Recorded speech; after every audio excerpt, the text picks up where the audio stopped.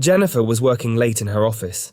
Since the office would be closed for the next 3 days due to Valentine's week, she had to finish her tasks. She planned to catch a flight that night to meet her boyfriend.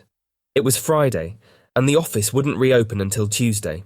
Excited to see her boyfriend, Jennifer sent him an email saying she'd be leaving soon. She wrapped up her work, grabbed some candies, and headed to the elevator. On the other side, we see a man who also finishes his work and enters the same elevator as Jennifer. He tries to make small talk, and although Jennifer politely responds, it's clear she's not interested. The man notices something on the wall of the elevator and points it out to Jennifer. Just as she looks, the elevator suddenly stops. Confused, they press all the buttons and try to get the elevator moving again, but nothing works.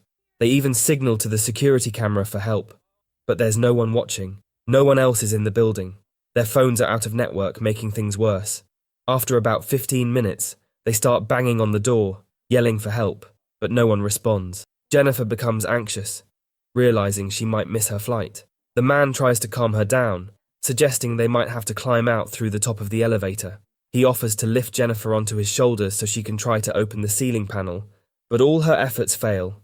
An hour passes, and Jennifer knows she's missed her flight. Frustration takes over, and seeing her upset, the man starts cracking jokes to lighten the mood.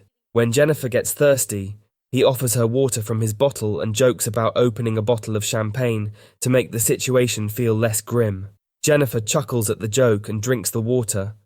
4 hours in, and Jennifer starts feeling the need to pee.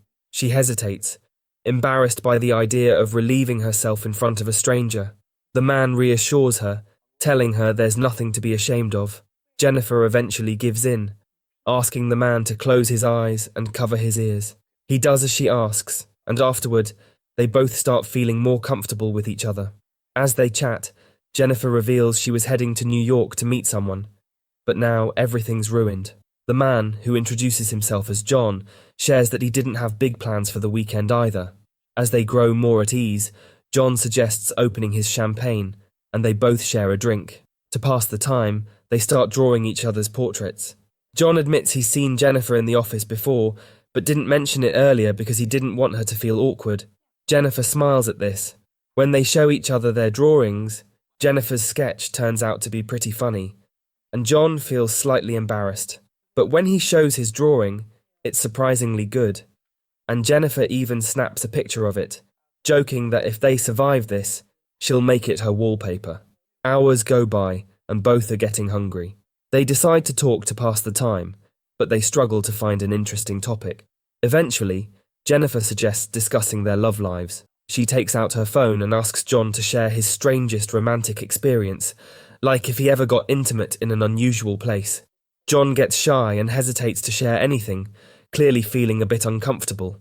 After some time, Jennifer hands her phone to John and starts sharing her own story. She mentions that the strangest moment of her life was getting intimate with a guy in a library. She then turns to John and asks him to share his experience, but John blushes again, saying he doesn't have any stories like that.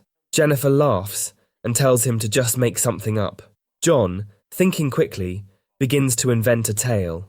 He talks about a time when he was driving, and a beautiful woman was in the car with him. Out of nowhere, she started taking off her clothes and trying to get close to him. As John tells this story, he moves closer to Jennifer. Before long, they start kissing, and things quickly escalate between them. In the heat of the moment, John confesses that he thinks he's fallen in love with Jennifer. But Jennifer feels awkward and tells him that what happened between them was just a spur-of-the-moment thing, with no real feelings involved. She also admits that there's already someone else in her life. John, however, insists that he loves her, claiming that the guy she's interested in doesn't deserve her. Jennifer gets angry and tells John that whatever happened between them stays here. She makes it clear that once they get out of the elevator, they'll go their separate ways and likely never see each other again. John, hurt by her words, begins to cry. He then reveals that everything he told her earlier was a lie. He confesses that he doesn't even work where he said he did. In fact, he's seen her every day but never said anything because no one notices him. He pulls out his phone and shows Jennifer pictures of her, even revealing a video he took when she entered the elevator. John then admits that he's actually a security guard in the building, and he planned all of this. Jennifer is shocked and furious, especially when John pulls a key out of his pocket and tells her he could have opened the elevator any time. As he starts to unlock it, Jennifer's anger boils over, and she tells him that she's going to report him to the police. This enrages John, leading to a physical fight between them. During the struggle, Jennifer accidentally steps on the key, breaking it in the lock. The elevator lights start flickering as the fight intensifies. Jennifer manages to hit John's hand, and he collapses, seemingly unconscious. Terrified, Jennifer thinks John might be dead. She cautiously approaches him, but as she leans in, John suddenly grabs her and slams her head down, causing her to pass out as well. When Jennifer regains consciousness, she finds John already awake. She asks him why he did all this, and John explains that he just wanted to date her. He says he knew she would have turned him down if he asked normally, so he felt this was the only way. Jennifer, trying to keep calm, tells him that eventually, someone will come and open the elevator. John then grabs a gift box that Jennifer had been carrying for her boyfriend. He pulls out a shirt from the box and puts it on, then starts opening the other gifts. Inside one of the boxes, he finds a cigar and lights it up. While smoking, John asks Jennifer for another chance, suggesting they work together to escape. He tries to break the ceiling of the elevator and asks Jennifer to help him climb up. Jennifer, however, convinces John to let her go up instead and bring back help. John agrees and lifts her up. As Jennifer climbs out, she turns around, gives him the middle finger, and tells him he's going to rot in there. Furious, John yells that if he catches her, he'll kill her. He starts climbing after her, but Jennifer rushes to the door and screams for help.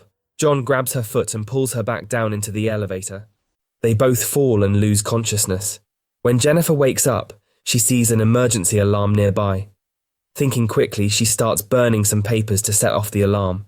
John wakes up and taunts her, saying no one will come.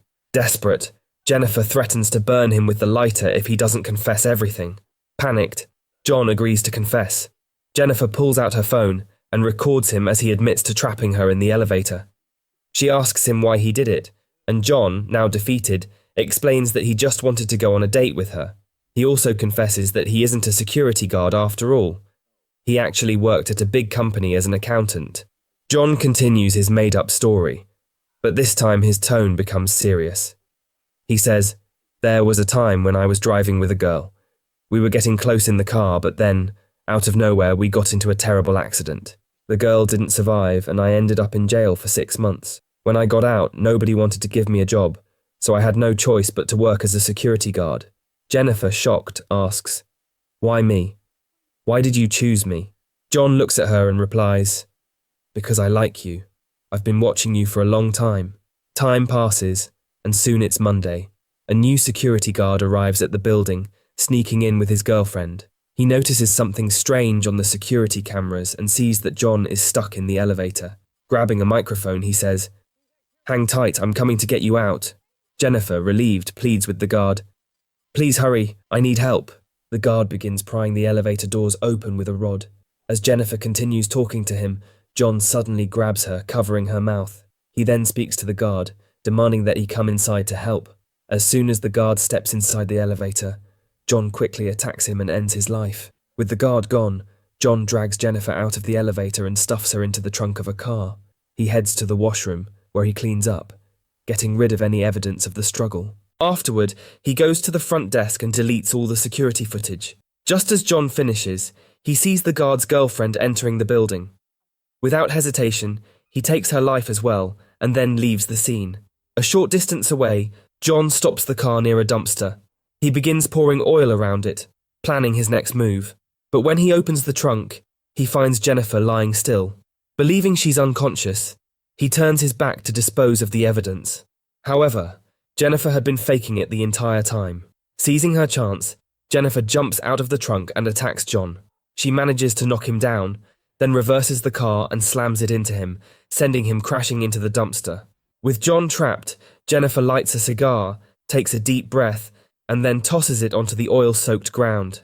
The flames quickly engulf the area, and John is burned alive. Jennifer walks away, the nightmare finally over.